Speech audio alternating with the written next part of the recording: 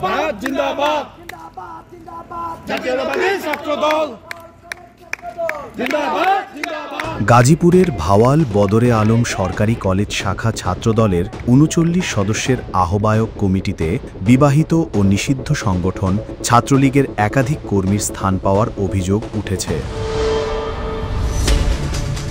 বিবাহিত সদস্য ও ছাত্রলীগ কর্মীদের সংগঠন থেকে বহিষ্কারের দাবিতে ১৬ আগস্ট কমিটি ঘোষণার পর কলেজের সামনে টায়ার জ্বালিয়ে বিক্ষোভ করেন ছাত্রদলের পদবঞ্চিতরা। সামাজিক যোগাযোগ মাধ্যমে পদবঞ্চিত নেতাকর্মীরা অভিযোগ করেন নবগঠিত কমিটির যুগ্ম আহ্বায়ক মিনহাজুল ইসলাম অয়ন ও সদস্য সচিব আরিফুল আলম আবির ছাত্রলীগ কর্মী। ওয়ালটন এখন দেশের সীমানা পেরিয়ে পৌঁছে গিয়েছে ৫০টিরও বেশি দেশে। ওয়ালটন, ঘরে ঘরে বিশ্বজুড়ে। অপর যুগ্ম আহ্বায়ক রবিউল হাসানাত জিলান বিবাহিত ও এক সন্তানের বাবা।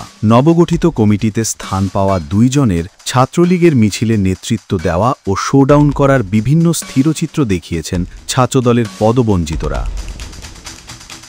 কমিটিতে ছাত্রলীগ কর্মীদের থাকার অভিযোগ ভিত্তিহীন ও মিথ্যা দাবি করেছেন গাজীপুর মহানগর ছাত্রদলের সভাপতি রোহানুজ্জামান শুক্কুর। ভাওয়াল বদরে আলম সরকারি কলেজ শাখা ছাত্রদলের নবগঠিত কমিটির যুগ্ম আহ্বায়ক রবিউল হাসানাত জিলান বিয়ে ও বাবা হওয়ার কথা স্বীকার করেছেন। রবিউল হাসানাত জিলানের বিরুদ্ধে সাংগঠনিক ব্যবস্থা নেওয়া হবে বলে জানিয়েছেন মহানগর ছাত্রদলের সভাপতি।